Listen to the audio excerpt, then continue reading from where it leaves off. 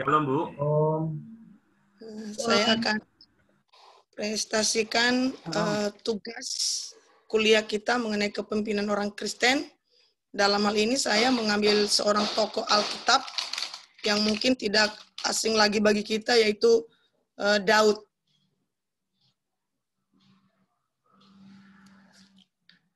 Daud ini adalah anak bungsu dari Isai. Dia hari-harinya bekerja sebagai gembala kami domba ayahnya. Kalaupun itu hanya 2-3 ekor, tetapi Daud setia dalam hal menggembalakan kambing domba ayahnya. Dia bertanggung jawab akan hal itu. Daud ini sebenarnya dibanding dengan abang-abangnya, postur tubuhnya mungkin Daud tidak ada apa-apanya, tetapi dia, Alkitab berkata, dia kemerah-merahan. Matanya indah dan parasnya elok. Tetapi sejak dia diurapi oleh Samuel, maka Roh Tuhan berkuasa atas hidupnya si Daud. Lanjut.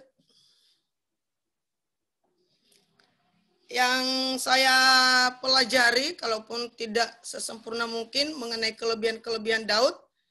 Jadi Daud ini adalah seorang yang penuh dengan Roh Allah. Segala sesuatu yang dikerjakan oleh Daud, dia selalu bertanya kepada Tuhan. Karena hidupnya dipimpin oleh Roh Allah. Dan ada juga firman Tuhan berkata, setiap orang yang dipimpin Roh Allah adalah anak Allah. Nah, jadi Daud ini seorang yang penuh dengan Roh Allah, dan hidupnya dipimpin oleh Allah, sehingga apapun yang dikerjakan oleh Daud, dia selalu bertanya kepada Allah, sehingga tindakannya tepat. Kemudian Daud juga seorang yang diurapi dan dipilih oleh Tuhan, di mana seorang Samuel yang Nabi Tuhan mau mengurapi anak-anak Isai. Setelah dia sampai di rumah Isai, dia melihat anak-anak Isai yang tinggi perawakannya, dan dalam hatinya mungkin ini orang yang akan dipilih oleh Tuhan. Lalu sebenarnya Daud mengurapi, tetapi Tuhan berkata, bukan dia, karena manusia melihat apa yang di depan mata, tetapi Tuhan melihat hati.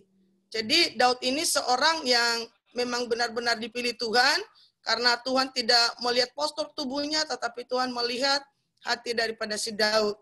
Kemudian Daud ini seorang gembala. Jadi seorang gembala, dia bertanggung jawab penuh kepada domba-domba atau kambing ayahnya Isai.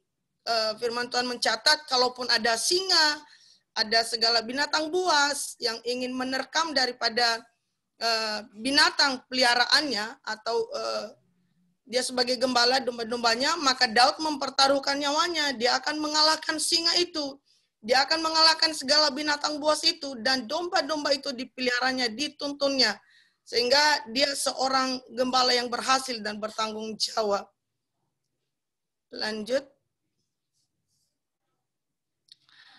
Daud juga seorang yang berkenan di hati Tuhan. Ini tercatat di Kisah Para Rasul pasal 13 ayat 22, dan saya juga sangat terberkati dengan perkataan Tuhan yang berkata, Daud ini seorang yang berkenan di hatiku, di hati Tuhan. Jadi saya pernah bertanya, kenapa Daud ini berkenan begitu sekali di hadapan Tuhan. Nah, rupanya Daud ini seorang pemuji Tuhan, seorang penyembah Tuhan. Bahkan saat-saat Daud jatuh ke dalam dosa, Daud tidak membela dirinya, tetapi dia mengakui dosanya dan mau merendahkan diri di hadapan Tuhan. Sehingga Tuhan berkata, aku berkenan kepada Daud. Bahkan saat tabernakel, ya, tabut Tuhan itu dipindahkan, maka Daud itu menari-nari di hadapan Tuhan. Daud itu segala kekuatannya, dengan segenap hati, dengan segenap kekuatannya, dia selalu memuji Tuhan. Dan yang terutama bagi Daud, itu adalah pujian dalam hal memuji Tuhan. Dan Tuhan sangat berkenan dengan apa yang dilakukan oleh Daud. Dia juga seorang pemazmur. Jadi setiap apa yang dilakukan oleh Daud, dia tetap menari-nari, menyanyi di hadapan Tuhan. Bahkan Mazmur Daud itu dan nyanyian-nyanyian Daud itu sampai sekarang tetap istilahnya turun-temurun sampai sekarang itu tetap berkuasa. Jadi saya juga terberkati dengan kelebihan-kelebihan Daud ini. Dia seorang pemazmur, dan bukan hanya dia. Waktu dia menjadi seorang raja, dia membagi beberapa kelompok daripada anak-anak keturunan Lewi, imam keturunan Harun, untuk menjadi pemuji dan penyembah Tuhan di Pondok Daun. Bahkan itu selama 24 jam. Di situ tetap ada orang yang menjadi pemuji dan penyembah Tuhan 24 jam. Ada 24 kelompok, dan satu kelompok ada beberapa orang. Dan Tuhan merasa sangat senang dengan apa yang dilakukan oleh Daud. Nah, dia juga pemimpin yang berhasil. Saya tahu cerita ini dari waktu Daud di Gua Adullamnya. Jadi di situ berkumpul kepadanya segala orang-orang yang dikejar oleh utang piutang. Pokoknya orang yang jelek lah, segala sesuatu itu ngumpul di tempat si Daud. Tetapi Daud seorang pemimpin yang berhasil, di mana orang-orang itu diajar, dipimpin oleh Daud, sehingga mereka keluar dan menjadi pasukan, menjadi pahlawan-pahlawan yang menyertai Daud semasa dia dikejar-kejar oleh Saul. Tetapi dia juga bisa mengontrol daripada anggotanya, sehingga saat Daud bertemu dengan Saul, Daud ada seseorang yang berkata, izinkan kami untuk memusnahkan si Saul. Tetapi Daud bilang, jangan, kita tidak boleh menjamah orang yang diurapi oleh Tuhan. Dan Daud juga, dia itu orang yang berharap penuh kepada Tuhan.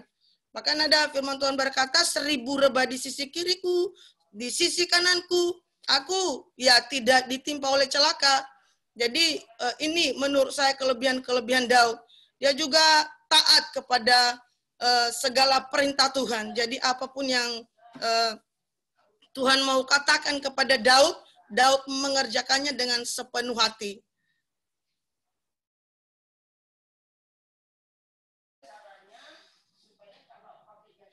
Nah, ini mengenai kelemahan-kelemahan Daud. Jadi kelebihan-kelebihan Daud mungkin masih ada, tapi mungkin nanti akan disempurnakan. Mengenai kelemahan Daud, dia juga kurang mendidik ya anak-anaknya. Ini dalam perkara Absalom dan Amnon. Sebenarnya yang bermasalah itu Amnon dan Tamar. Tamar ini adalah adik daripada Absalom. Nah, ketika Amnon jatuh cinta kepada Tamar, dan dia ya memperkosa adiknya itu. Nah, setelah itu kabar sampai kepada Daud diamkan, sehingga Absalom merasa malu, sehingga dia berniat untuk membunuh Amnon. Nah, di suatu panen yang anggur, dia mengundang semua anak-anak raja, dan dia suruh anak buahnya untuk perangi daripada si Amnon. Nah, lewat ini Absalom melarikan diri, dan setelah dia pulang, dia mengadakan persepakatan gelap ya dengan orang-orang bawahan Daud, sehingga dia berontak. Nah, jadi dari sini asal mulanya, karena dia tidak membereskan masalah Amnon dengan Tamar. Kemudian dia juga memperistri istri orang. Ya, mungkin kita udah terkenal sekali nih mengenai Batseba ya. Sebenarnya Daud itu istilahnya menikah lagi, memperistri siapa saja, dia masih punya kemampuan. Tetapi karena suatu ketika dia berjalan-jalan di atas atau rumahnya, sementara yang lain sedang perang, melihat seorang perempuan yang sedang mandi, maka dia memanggil, dan dia bersetubuh melakukan hubungan suami istri dengan si Batseba. Dan ketika Batseba menyampaikan kepada Daud bahwa dia mengandung, nah maka Daud menutupi daripada dosanya itu dengan memanggil daripada Batseba. Setelah itu dia berencana suruh pulang ke rumah, tapi si Uri. Nah, akhirnya makanya saya bilang dia seorang tulis surat, antar ini, kasih ini ke Yoab, jangan dibuka di jalan, rahasia sekali. Rupanya untuk membunuh daripada Uria. Jadi inilah dosa yang tersembunyi ketika Daud menyembunyikan dosanya, dan bukan hanya satu dosa akhirnya yang ketimpa dengan dia, tetapi bertubi-tubi dosa lewat dia memperistri istri daripada Uria.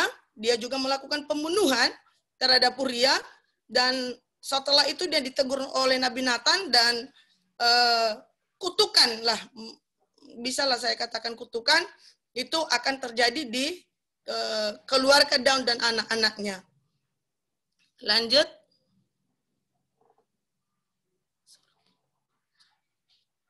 Oke, jadi itulah yang saya tahu mengenai kelemahan-kelemahan Daud. Kemudian yang saya pelajari dari Daud, pertama, Daud itu seorang yang taat kepada Tuhan dan tidak mau mengusir hamba Tuhan, orang yang diurapi Tuhan. Kemudian Daud juga seorang yang berharap penuh kepada Tuhan. Jadi sebenarnya ini menjadi pelajaran bagi saya untuk selalu berharap kepada Tuhan sekalipun musuh kiri kanan, tetapi ya berharap saja kepada Tuhan. Saya ini juga pelayanan, dan antara rumah saya ini tinggal di Pastori, GBT Lakewa, dan pelayanan saya itu sekitar 30 km dari sini. Dan kalau di Nias itu ya nggak rame ke kota besar, nggak ada macetnya di jalan. Tetapi yang kita takutkan ya itu, mungkin ada apa-apa di jalan. Nah, tetapi ketika saya belajar mengenai Daud, kalaupun ada orang yang rebah di sisi kiri kanan, atau apapun itu perkataan orang kepada saya tetap berharap kepada Tuhan. Bahkan saat-saat pertama saya pelayanan di tempat saya, lalu saya sakit dan orang berkata mungkin itu kena guna-guna atau diapain sama orang di sini. Jadi saya hanya berkata kalau memang Tuhan izinkan saya mati, ya mati. Tapi kalau Tuhan tidak izinkan, yang tidak mati, sekalipun itu rebah di sisi kiri kanan, dan ada hamba Tuhan yang sebelumnya diguna-gunai dan begini begitu, ya itu semua urusannya Tuhan. Saya hanya di sini menjalankan tugas, saya hanya menjadi pemuji dan penyembah Tuhan. Daud juga seorang pemuji dan penyembah setia. Dan saya juga terberkati sekali dengan ini. Kenapa? Karena Daud ini seorang pemuji dan penyembah Tuhan, dan Tuhan berkata, aku berkenan kepada Daud. Nah, jadi dalam pelayanan, saya juga mencari bagaimana supaya saya itu berkenan kepada Tuhan. Oh, rupanya dengan jalan seperti ini, saya itu harus menjadi pemuji dan penyembah Tuhan. Saya juga mengajar jemaat untuk memuji dan menyembah Tuhan dengan segenap hati. Saya juga sering berkata, sebenarnya kalau saya menyampaikan firman Tuhan atau khotbah, aku nggak tahu lah kalau Tuhan butuh apa yang saya khotbahkan. Mungkin Tuhan lebih tahu dari saya. Tetapi yang saya mau, jemaat-jemaat Tuhan, saat menyembah, saat memuji, karena saat memuji, saat menyembah, kita itu berhadapan dengan Tuhan. Jadi tujuan kita datang ibadah itu untuk bertemu dengan Tuhan. Nah itu yang terpenting menurut saya.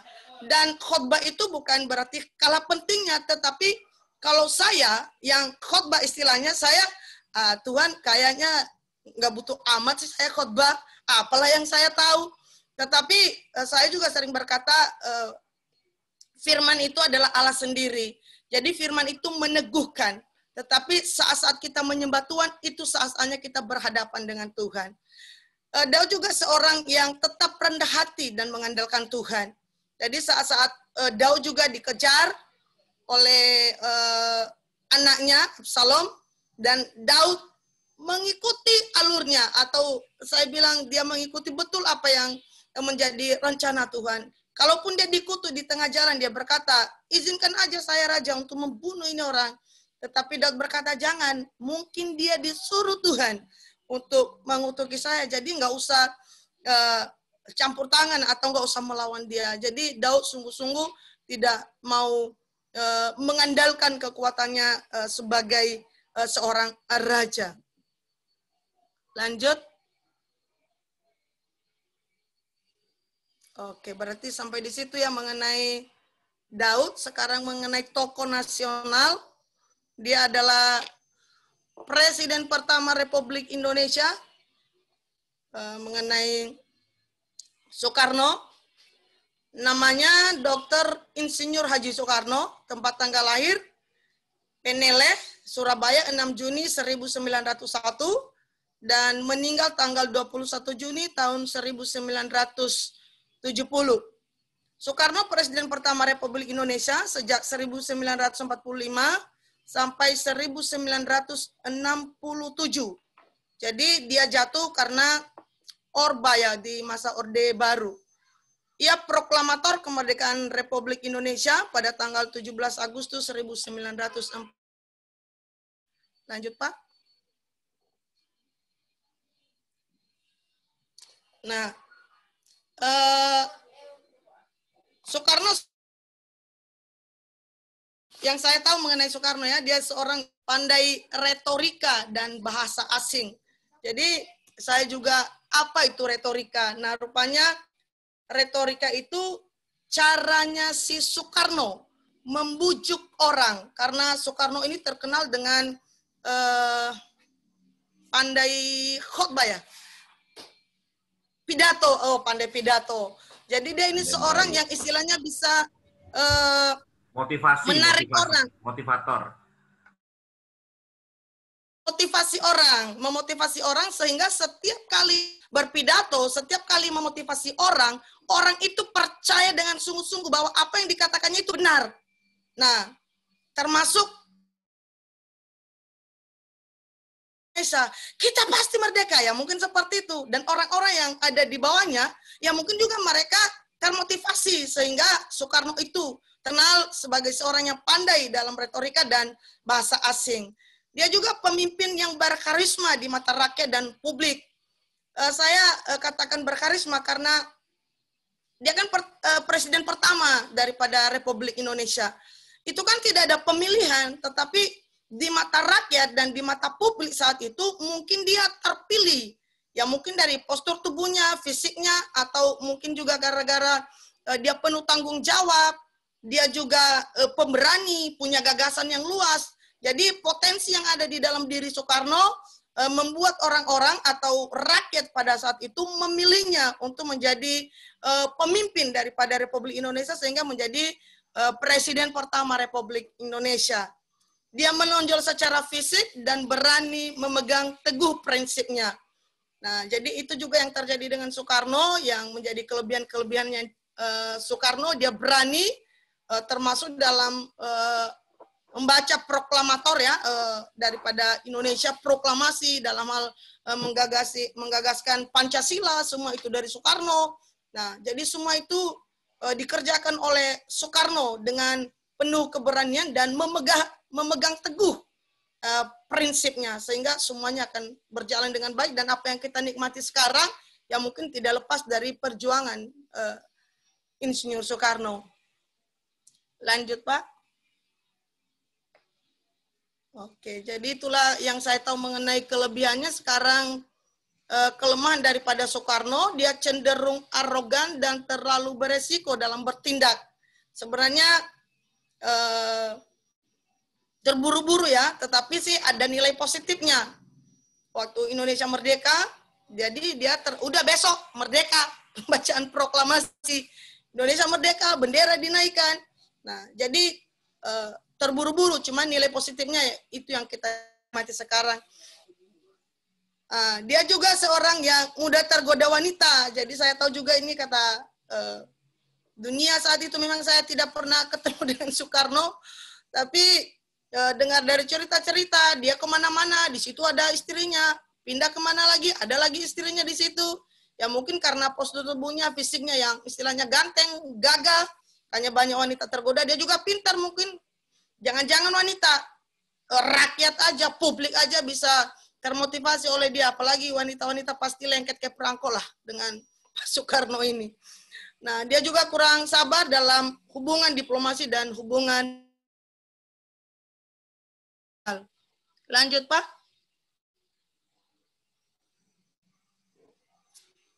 Oke, jadi itu kelemahannya yang saya tahu. Kemudian yang saya pelajari dari Soekarno, saya belajar mengenai ketegasannya, supaya juga dalam istilahnya dalam kita memimpin, dalam pelayanan perlu ada ketegasan.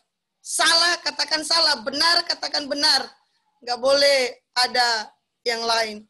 dalam hal memimpin dan mengambil keputusan. Jadi dia orangnya tegas. Kemudian kedekatannya dengan rakyat dan rasa sosialnya.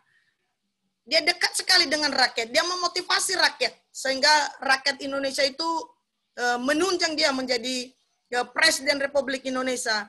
Rakyat itu bersama-sama dengan dia melawan daripada penjajahan Jepang pada saat itu. Jadi saya juga bagaimana caranya mendekati, termasuklah sekarang jiwa-jiwa, mendekati mereka supaya mereka juga percaya diri bahwa kita itu sanggup, bahwa mereka itu juga anak-anak Tuhan, sehingga mereka juga mengikuti kita dan mengikuti Tuhan. Ketulusannya dalam mendidik dan kebijaksanaannya. Jadi Soekarno juga terkenal sebagai seorang pendidik ya. Jadi dia juga mendidik orang, dia mendirikan sekolah-sekolah, dia mendirikan partai lah juga. Saya rasa ada partai yang didirikan PNI kalau nggak salah, PNI ya PNI. Dan dia juga sanggup mendidik bangsa Indonesia, bahkan setelah dia menjadi presiden di zamannya dia, itu semua kecamatan mungkin desa itu dibangun SD-SD, bahkan kami yang di Nias ini istilahnya pelosok sekali, tetapi di zaman itu ada satu SD di kecamatan. Nah, setelah beberapa tahun kemudian, setiap desa ada SD. Nah, jadi dia benar-benar memahami arti daripada pendidikan. Saya juga belajar dari situ. Jadi kita juga perlu mendidik orang. Lebih baik mendidik 10 orang daripada kita mengerjakan pekerjaan 10 orang. Jadi pekerjaan itu kita didik orang untuk mengerjakannya daripada kita mengerjakan pekerjaannya. Karena saya juga kalau mendidik, kalau ini orang nggak bisa-bisa, udahlah saya aja yang kerjakan, udah sana kau. Nah, saya juga dari pelajaran ini saya belajar, oh berarti nggak boleh ya. Tetapi kalau misalnya orang ini nggak bisa, kita harus mendidik dia sehingga dia bisa, sehingga dia menjadi generasi berikutnya. Daripada selama ini saya, kalau kau nggak tahu ya udahlah sini aku kerjakan. Itu aja ya Pak.